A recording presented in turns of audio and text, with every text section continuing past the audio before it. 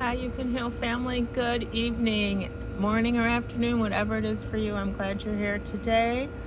I'm sitting out on my back patio and we're going to read the Word of God together. My name is Shena and I'm glad you're joining me. We are on chapter 11 of the book of Joshua in the Old Testament.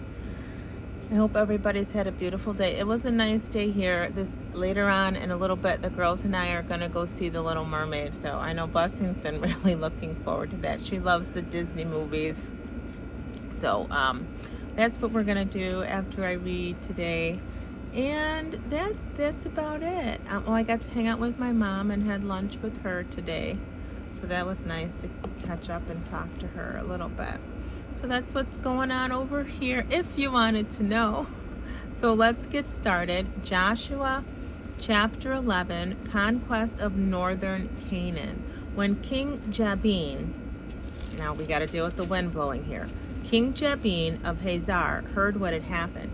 He sent urgent messages to the following kings: King Jobad of Madon, the king of Shimron, the king of Ashvath, and all the kings of the northern hill country, the kings in the Jordan Valley south of Galilee, the kings in the western hills, the kings of Naphoth Dor of the west, the kings of Canaan both east and west, the kings of the Amorites, the kings of the Hittites, the kings of the Perizzites, the kings of the Jebusites in hill country, and the Hivites in the towns on the slopes of Mount Hermon in the land of Mizpah.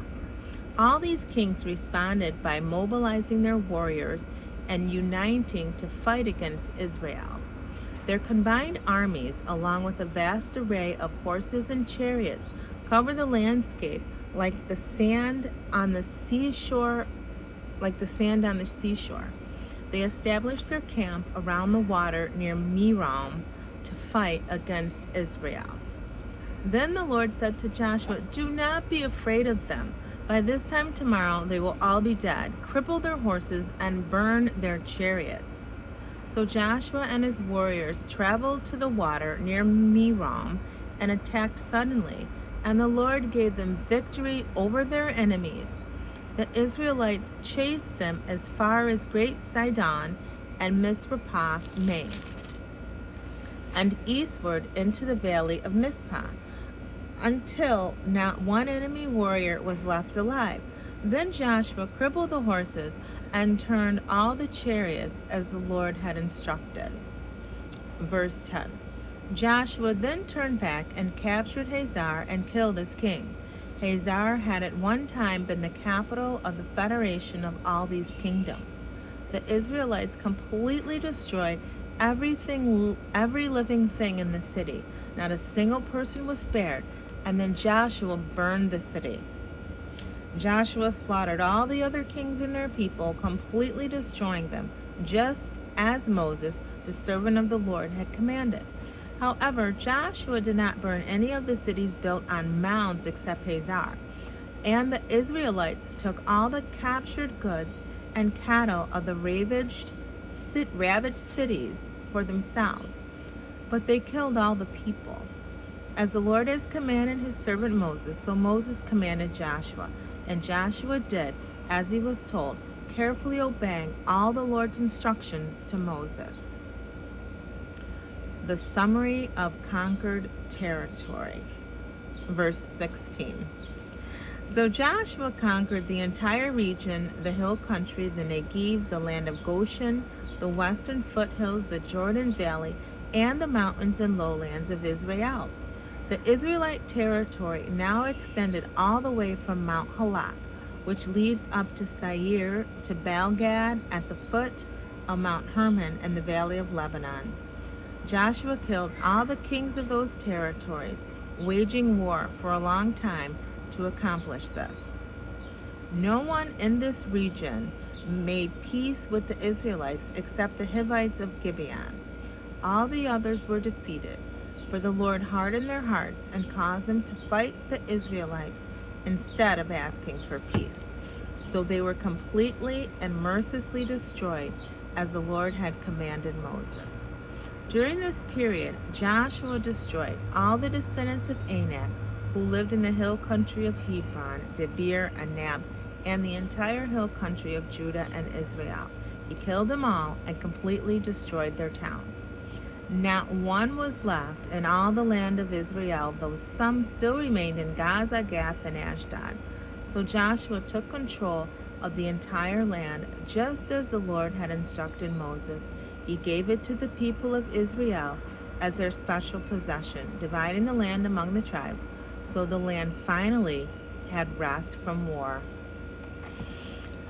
Oh, so they did conquer a lot of territory, just as the Lord said they would. They would take the land, and God cannot lie. This is the repeated message we keep hearing. When God says He's going to do something, He does it.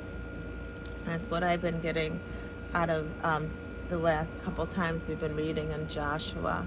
So you guys all saw the little neighborhood boy run by. I saw him run by in the video.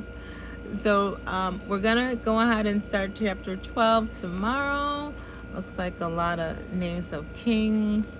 But let's turn the good Bible pages and let's see if we've read Psalm 27. What's the 27, 26 we have?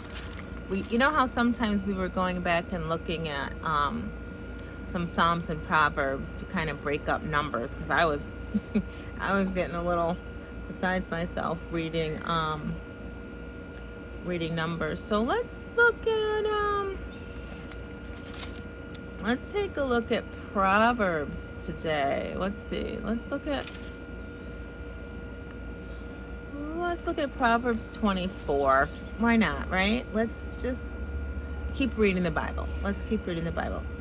It says, don't envy evil people.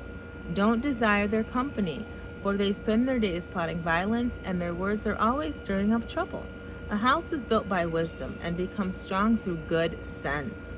Through knowledge its rooms are filled with all sorts of precious riches and valuables. A wise man is mightier than a strong man, and a man of knowledge is more powerful than a strong man. Yet we should always be seeking wisdom and knowledge from the Lord. So don't go to war without wise guidance. Victory depends on having many counselors.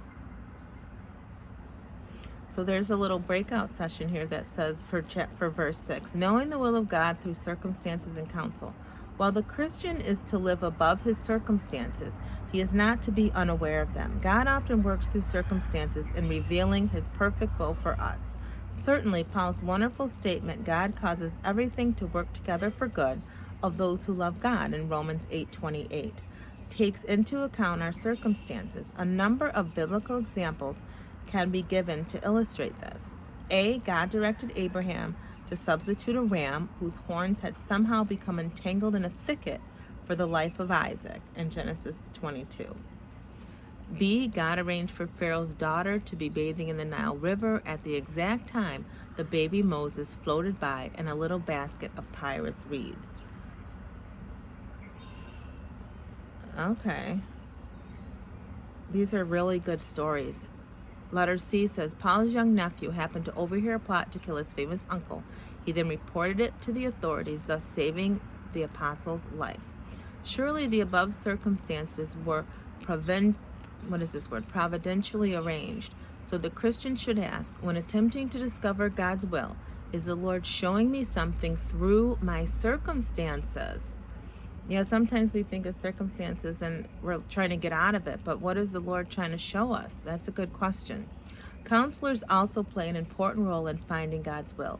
Victory depends on having many counselors, Proverbs 24:6. However, 3 things must be kept in mind at this point. A, counsel must come from a godly source. Putting confidence in an unreliable person is like chewing with a toothache or walking on a broken foot. So whoever you're going to for advice, for counsel, make sure it's a reliable person. Make sure that person has wisdom and knows the Lord.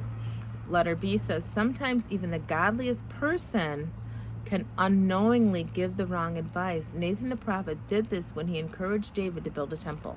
So now that's interesting. So we always need to be praying and saying, Lord, guide me or lead me to a person who can give me some wisdom or godly counsel in this area.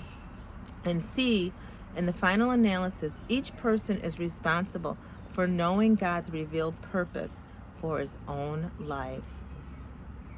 For his own life. Knowing God's will. So those three things remind us that God will use people, but just pray and ask God, if he's using this particular person to help reveal something to you about what's going on in your life. All right, let's continue with Psalm 24. Wisdom is too much for a fool. When the leaders gather, the fool has nothing to say. A person who plans evil will get a reputation as a troublemaker. The schemes of the fool are sinful. Everyone despises a mocker. If you fail under pressure, your strength is not very great. Rescue those who are unjustly sentenced to death, and don't stand back and let them die. Don't try to avoid responsibility by saying you didn't know about it. For God knows all hearts, and he sees you. He keeps watch over your soul, and he knows you knew. And he will judge all people according to what they have done. Verse 13, my child, eat honey, for it is good, and the honeycomb is sweet to taste. In the same way, wisdom is sweet to your soul. If you find it, you will have a bright future, and your hopes will not be cut short. And how do we get wisdom? By knowing the Word of God and reading it and hearing it like you're doing right now. Verse 15, do not lie in wait like an outlaw at the home of the godly, and don't raid the house where the godly live. They may trip 7 times, but each time they will rise again. But one calamity is enough to lay the wicked low. Do not rejoice when your enemies fall into trouble, and don't be happy when they stumble. For the Lord will be displeased with you and will turn his anger away from them. Sometimes we do want to see other people be in trouble. And if you're like that, that means you've still got some healing to do when you want to see other people fall. Because it's telling us here, God doesn't like that. God doesn't like that. Where am I? Verse 21, my child, fear the Lord and the king, and don't associate with rebels, for you will go down with them to sudden disaster. Who knows where the punishment from the Lord and king will end? Here are some further sayings of the wise. It is wrong to show favoritism when passing judgment. A judge who says to the wicked, you are innocent, will be cursed by the many people and denounced by the nations. But blessings are showered on those who convict the guilty. It is an honor to receive an honest reply. Develop your business first before building your house.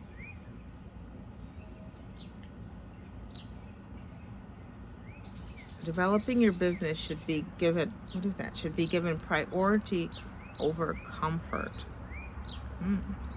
Developing your business should be priority over comfort. That's what that commentary says. What does that say to me? Like, it's hard to, be an entrepreneur, and it's not going to be comfortable all the time. So keep developing, keep going. Let's keep going here with what we're called to do for the Lord. Verse 28, do not testify spitefully against innocent neighbors, and don't lie about them, and don't say, now I can pay them back for all their meanness to me. I'll get even. I walked by the field of a lazy person, the vineyard of one lacking sense.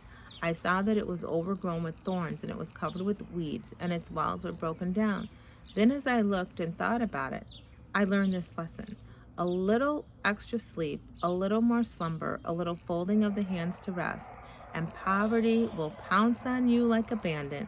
Scarcity will attack you like an armed robber. We can't be lazy. We've got to keep going and keep working. There's a time for rest and then a time to put in the work. Scarcity will attack you like an armed robber. If we spend too many days off, things will sneak up on us. Let's keep working hard. Let's keep moving towards what God's called us to do, what we believe he's called us to do. If you okay, all this stuff is flying around. If you don't know what God's will is for your life, keep listening to the Bible, keep reading it, and asking the Lord to reveal it to you. But we do know one thing he's called you to, and that's to get to know him and to begin to take on his character and be like him. A Christian means a little Christ. So keep going. You can have family. Keep listening, keep reading, keep wanting to be more like the Lord. Thanks for spending time with me today. It's so pretty out here. It's so beautiful. So maybe I'll sit back here more. All right, that's it. That's all I've got for you. Always remember, true healing begins with self-love. Why? Because God is love. He lives on the inside of you. Have a great day, everybody. Happy Memorial Day weekend. I hope you have something fun planned with friends and family. And we'll be back here tomorrow. Bye.